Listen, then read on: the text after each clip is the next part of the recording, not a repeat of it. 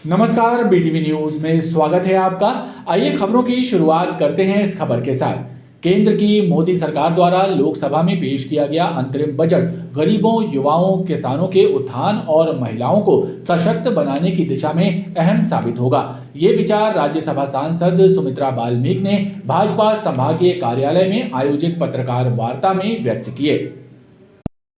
राज्यसभा सांसद सुमित्रा बाल्मीकि ने कहा कि केंद्र की मोदी सरकार ने गरीबों के उत्थान के लिए व्यापक कार्य किए हैं। सरकार की नीति के कारण आज करोड़ों लोग गरीबी रेखा से नीचे उठकर सामान्य जीवन यापन कर रहे हैं। पूरे भारत में देखा होगा कि गरीबी से लोग बाहर आए हैं, और जब गरीबी से लोग बाहर आए हैं तो रुपए के मूल्यांकन में आप ये समझ सकते हैं कि कहीं ना कहीं सरकार ने अपना घाटा किया है। पिछली सरकारों में रोजगार की मारामारी थी, आदमी पलायन कर रहे के माध्यम से सरकार ने उस पलायन को रोका। पाटन थाना क्षेत्र में बीते दिनों रामराज नंदेसरिया नामक व्यक्ति की गोली मारकर हत्या करने के मामले में फरार 3 आरोपियों में से 2 आरोपियों को पाटन पुलिस ने गिरफ्तार कर लिया है। दोनों आरोपियों को भेड़ाघाट रेलवे स्टेशन के पास पकड़ा गया। पूछताछ के बाद दोनों आरोपियों को पुलिस ने न्यायालय के समक्ष पेश किया, जहां से उन्हें जेल भेज दिया गया। पाटन थाना क्षेत्र में बीती 26 जनवरी को रामराज नंदेसरिया नामक एक युवक की 3 युवकों ने गोली मारकर हत्या कर दी थी। इस वारदात के बाद तीनों आरोपी कृष्णा चौधरी, पप्पू बर्मन और आशीष बेछुरे फरार हो गए थे। पुलिस इनकी सरगर्मी से तलाश कर रही थी। पाटन पुलिस ने इनमें से 2 आरोपियों कृष्णा चौधरी और पप्पू बर्मन को गिरफ्तार कर लिया है। दोनों की गिरफ्तारी भेड़ाघाट स्टेशन के पास से की गई। शनिवार को दोनों आरोपियों को पुलिस ने न्यायालय के समक्ष पेश किया, जहां से दोनों को जेल भेज दिया गया है।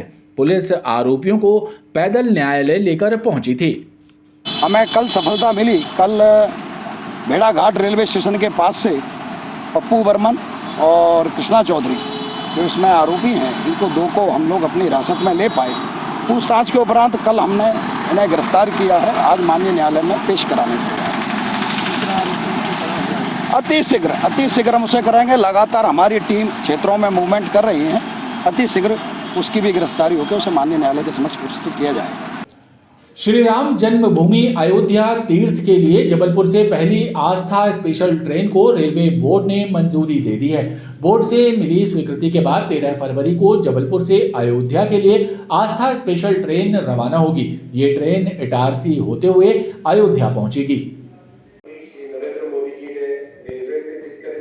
लंबे इंतजार के बाद रेलवे बोर्ड ने जबलपुर से अयोध्या के लिए आस्था स्पेशल ट्रेन को मंजूरी दे दी है।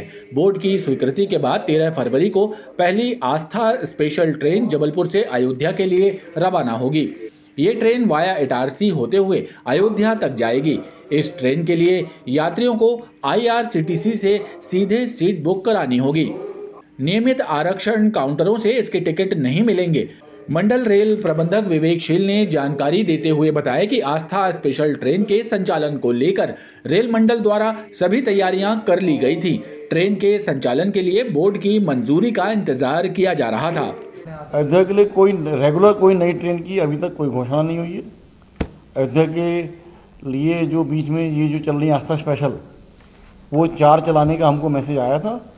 फिर वो थोड़ा सा बाद में मैसेज आया कि वो किन्हीं अन्य कारणों से उनको थोड़ा सा पीछे खिसका दिया गया है। अब पहली गाड़ी जो कि 30 जनवरी जानी थी, उसके बदले उसकी 13 फरवरी की तारीख मिली है। हमारी तैयारी पूरी है। वो गाड़ी यहाँ से इटारसी होते हुए, भोपाल होते हुए वहाँ से अयोध्या के लिए निकलेगी। आस्था स्पेशल ट्रेन जबलपुर से दोपहर 2:30 पर रवाना होगी। इसमें 20 स्लीपर, 2 SLR मिलाकर 22 कोच होंगे। ट्रेन अगले दिन 11:50 पर अयोध्या पहुंचेगी और वापसी में अयोध्या से रात 8:20 पर चलकर अगले दिन 6:20 पर जबलपुर आएगी। जिला अस्पताल विक्टोरिया के विस्तार के लिए बनने वाले नए भवन के लिए पुराने भवन को तोड़ने का काम शुरू कर दिया गया है। अस्पताल में 44 करोड़ 78 लाख रुपए की लागत से नए भवन का निर्माण होगा। इसके पहले पुराने भवन को तोड़ने का कार्य कराया जा रहा है। जिला अस्पताल विक्टोरिया में मरीजों के लिए सुविधाएं बढ़ाने के कार्य निरंतर जारी हैं। अस्पताल में मरीजों के लिए बिस्तरों की संख्या बढ़ाने के लिए नए भवन का निर्माण किया जाना है। इसके लिए अस्पताल के पुराने भवन को तोड़ने का कार्य शुरू कर दिया गया है। अस्पताल के पिछले हिस्से में तोड़ाई का कार्य किया जा रहा है। इन पुराने भवनों को तोड़ने के लिए टेंडर प्रक्रिया अपनाई गई है। अस्पताल प्रबंधन पुराने भवनों को तोड़ने के लिए ठेकेदार को 16 लाख रुपए भुगतान करेगा और पुराने भवन से निकला मटेरियल भी ठेकेदार का होगा। उनमें जो शासन ने जो निर्देश दिए थे उसी के परिपालन में। सर कौन सी बिल्डिंग टूटी जा रही है अभी? पीछे बड़ी हुई बिल्डिंग है और एक ओटी जो है, जो पुरानी ओटी है, वो टूट रही है। सर इनमें क्या नई बिल्डिंग बनाई जाएगी इसमें? जी हाँ, इसमें नई बिल्डिंग बनाई जाएगी। इसके अलावा भी और कहीं तोड़ने के हैं 3 बिल्डिंग के अलावा? नहीं, इनके अलावा कोई तोड़ नहीं। जितनी हेरिटेज बिल्डिंग है, जो 3 लगातार यहाँ की हेरिटेज बिल्डिंग है, ये नहीं टूट रही। पुराने भवन में चल रहे वार्ड और अन्य विभागों को शिफ्ट कराया जा चुका है। अस्पताल में 44 करोड़ 78 लाख रुपए से नए भवन का निर्माण होगा, जिससे अस्पताल की क्षमता 275 बिस्तरों से बढ़कर 500 बिस्तरों की हो जाएगी। रेलवे स्टेशन और यात्री ट्रेनों में सुरक्षा के लिहाज से नजर बनाए रखने के लिए रेल पुलिस आधुनिक उपकरणों का इस्तेमाल कर रही है। रेल पुलिस को कैमरों से लैस बैलेंसिंग गाड़ी प्रदान की गई है, जिसके माध्यम से प्लेटफॉर्म पर दूर तक निगरानी रखी जा सकती है।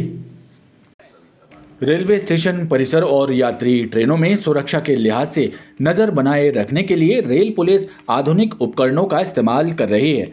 आगामी लोकसभा चुनाव और अयोध्या जाने वाली ट्रेनों में यात्रियों की भीड़ के मद्देनजर मुख्य रेलवे स्टेशन पर जीआरपी और आरपीएफ का संयुक्त अमला चेकिंग अभियान चलाकर संदेहियों पर नजर रख रहा है। इस कार्य के लिए जीआरपी को कैमरे से लैस बैलेंसिंग गाड़ी भी दी गई है, जिससे स्टेशन परिसर की निगरानी और वीडियो रिकॉर्डिंग का कार्य किया जा रहा है।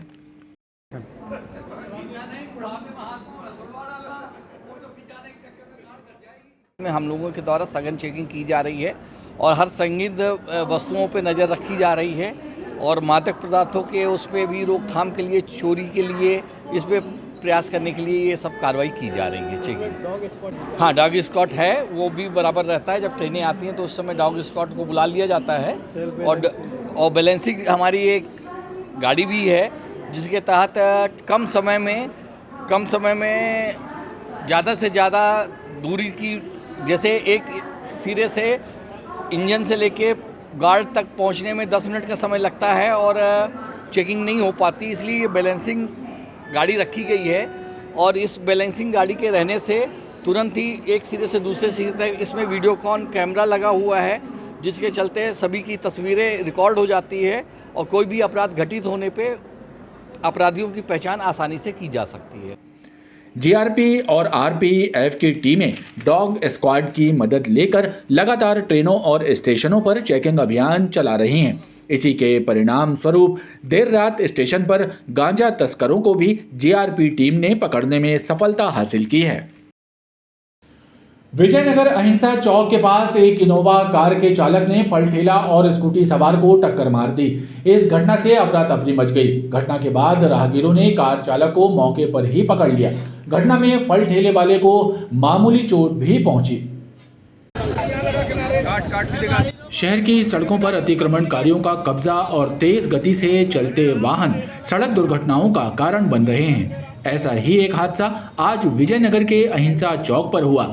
अहिंसा चौक पर लगे सिग्नल के पास एक तेज रफ्तार कार चालक ने फल ठेला और कुछ राहगीरों को टक्कर मार दी। इस घटना से अफरा तफरी मच गई। हालांकि मौके पर मौजूद राहगीरों ने कार चालक को पकड़ लिया। इस घटना में फल का ठेला पलट गया और एक वाहन भी ठेले के नीचे दब गया। जिस वक्त ये हादसा हुआ, नगर निगम के अतिक्रमण विभाग की टीम भी सड़क से अतिक्रमणों को हटाने की कार्रवाई कर रही थी।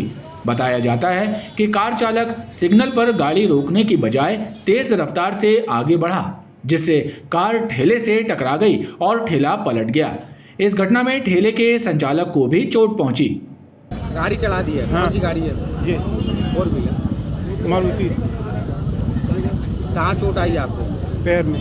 कहाँ दुकान लगाते हो आप? यहीं अहिंसा चौक में। भैया वहाँ से मैं आ रहा था, लेकिन एक 2 व्हीलर वाले ने है ना ऐसा मोड़ लिया, तो हमारा ब्रेक में पैर रखने को बोलता, उसमें रख गया एक्सीलेटर पे, इसलिए बैलेंस बिगड़ गया थोड़ा।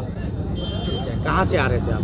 हम भैया यहीं से आ रहे बेस्ट ऑटो डील से। क्या नाम है, कहाँ रहते हो आप? मैं यहीं चुंगी में रहता हूँ, गाड़ी मंजी दर्जा। कौन सी गाड़ी है? कार बाजार में काम करता, गाड़ी लेने गया रहा ये। ऐसा ही लिए भैया, वो बैलेंस बिगड़ गया, ऐसा ही लिए साइड लिया, नहीं तो और साइड जाती डिवाइडर साइड। ठेले वाले को समझाते जा रहे हैं कि यहाँ से आप लोग सब लोग अलग कर लें, क्योंकि यातायात में बाधा जा रही है। अभी छोटी सी इनकी लापरवाही की वजह से कार वाले ने, इनोवा कार रही, तो बड़ी तेज़ी से आकर ठेले वाले को बेट दिया रहा। हम लोग यही कार्रवाई कर रहे थे, तो हम लोग को सूचना मिली यहाँ पर ये घटना हुई है, तो सारी व्यवस्था यहाँ करा के अपने बड़े अधिकारी को सूचना दे दिया गया है। इस घटना के बाद काफी देर तक चौक पर यातायात प्रभावित रहा। स्थानीय लोगों ने बताया कि क्षेत्र में यातायात का बढ़ता दबाव और सड़कों पर काबिज अतिक्रमणों के कारण आए दिन इस तरह के हादसे सामने आ रहे हैं। जबलपुर में नथ पहनने पर महिला से मारपीट करने के मामले में 4 दिन बाद पनागर पुलिस ने 3 लोगों पर केस दर्ज किया है। एएसपी सोनाली दुबे ने बताया कि सभी के खिलाफ वैधानिक कार्रवाई की जा रही है। हम आपको बता दें कि 30 जनवरी को एक सामाजिक कार्यक्रम में महिला से मारपीट का वीडियो सामने आया था। नथ पहनने पर महिला से मारपीट की गई थी। वीडियो सामने आने के बाद महिला संगठन ने एसपी से शिकायत की थी। पुलिस ने मामला जांच में लिया था। इस मामले में अब पनागर थाना पुलिस ने थाना खमरिया, मटामर निवासी कालीचरण बरमैया, इमलिया निवासी संतोष बैन और उर्दुआ खुर्द निवासी अनिल बैन के विरुद्ध मामला दर्ज किया है। श्रृंगार को लेकर जो है एक ही समाज के 2 पक्ष हो गए थे, जिसमें एक पक्ष हमेशा इस बात को कह रहा था कि हमारे यहाँ परंपरा से जो है इस तरह के श्रृंगार नहीं किए जाते हैं, तो औरतों को नहीं करना चाहिए। और वहीं दूसरा जो पक्ष था, उनमें से कुछ महिलाओं को ये था कि हम जो है श्रृंगार करना चाहते हैं और हम श्रृंगार करने की छूट चाहते हैं। तो जहाँ तक स्वतंत्रता का विषय है, ये दोनों ही के लिए स्वतंत्रता है कि वो चाहे तो वो करें, वो ना चाहे तो वो ना करें। परंतु जब भी बात विवाद की आएगी तो पुलिस जो है अपनी कार्रवाई करती है। इस घटना को जब पूर्व में देखा गया था तो इस पर प्रिवेंटिव एक्शंस तुरंत लिए गए थे। बाद में फिर से वो दोनों पक्ष जो हैं वो आमने सामने हुए इन्हीं बातों को लेकर, जिस पर जो है हमारे वहाँ के थाना प्रभारी महोदय जो है उन्होंने कार्रवाई की है और इस पर FIR की है। शीघ्र ही इसमें जो संबंधित लोग हैं, जिनको बताया गया था कि शांति रखें, जो कार्रवाई में पुलिस का सहयोग नहीं करें, सभी को जो है राउंड अप किया जाएगा। जबलपुर शहर चाकूबाजी का गढ़ बनता जा रहा है। यहाँ चाकूबाजों के आतंक से लोग भयभीत हैं। चाकूबाज घटना के सबूत मिटाने के लिए भी चाकूबाजी की वारदात को अंजाम दे रहे हैं। ऐसा ही एक मामला माणोताल शंकर नगर में सामने आया, जहां बदमाशों ने कैमरे में कैद हुई चाकूबाजी की एक घटना के CCTV फुटेज डिलीट करने से मना करने वाले युवक पर चाकू से हमला कर दिया। आरोपी अब भी फरार हैं। माणोताल थाना क्षेत्र के शंकर नगर में चाकूबाजी की वारदात को अंजाम देकर फरार हुए बदमाशों की गिरफ्तारी की मांग को लेकर पीड़ित और क्षेत्र के लोगों ने एडिशनल SP सिटी से मुलाकात की और उन्हें एक शिकायत पत्र के माध्यम से बदमाशों की गिरफ्तारी और सख्त कार्रवाई करने की मांग की। शंकर नगर निवासी अतीक शर्मा और क्षेत्रीय लोगों ने बताया कि चाकूबाजी की वारदात को अंजाम देकर फरार हुए बदमाशों के आतंक से क्षेत्र के लोग भयभीत हैं। उनकी गिरफ्तारी न होने से क्षेत्र में दहशत का माहौल है।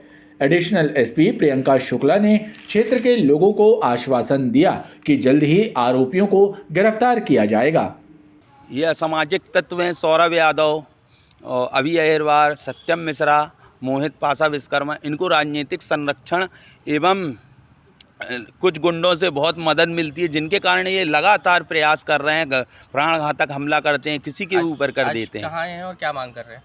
मैं आया हुआ हूँ कि ये जो घटना हुई है इसको सख्त से सख्त कार्रवाई की जाए, इनके ऊपर, इनको जेल में बंद करके ऐसी सज़ा सुनाई जाए कि इनके ऊपर जो भी मुकदमे और भी मुकदमे कायम हुए हैं, ये लगातार ऐसे ही कांड करते रहते हैं। लगातार इनकी कोई गतिविधियां नहीं रुकती है। पुलिस द्वारा इनको अभी किसी प्रकार से पकड़ा नहीं गया है, ना ये बंद हुए हैं, ये अभी फरार चल रहे हैं। ये माणोताल थाना क्षेत्र के लोगों के द्वारा आकर के एक शिकायत दी गई है कि कुछ लड़के हैं जो लगातार वहाँ चाकूबाजी की घटनाएं कारित कर रहे हैं। इनमें अतीत शर्मा भी आए थे, जिनके साथ भी चाकूबाजी की घटना हुई है, जिसमें धारा 307 के अंतर्गत माणोताल थाने में अपराध दर्ज किया गया है। ये लड़के अभी फरार हैं, लेकिन पुलिस लगातार इनकी पतारसी में लगी गई है और इनके खिलाफ जो है अच्छी कार्रवाई की जाएगी। हालांकि इस मामले में पुलिस ने धारा 307 का प्रकरण पंजीबद्ध किया है और जांच की जा रही है।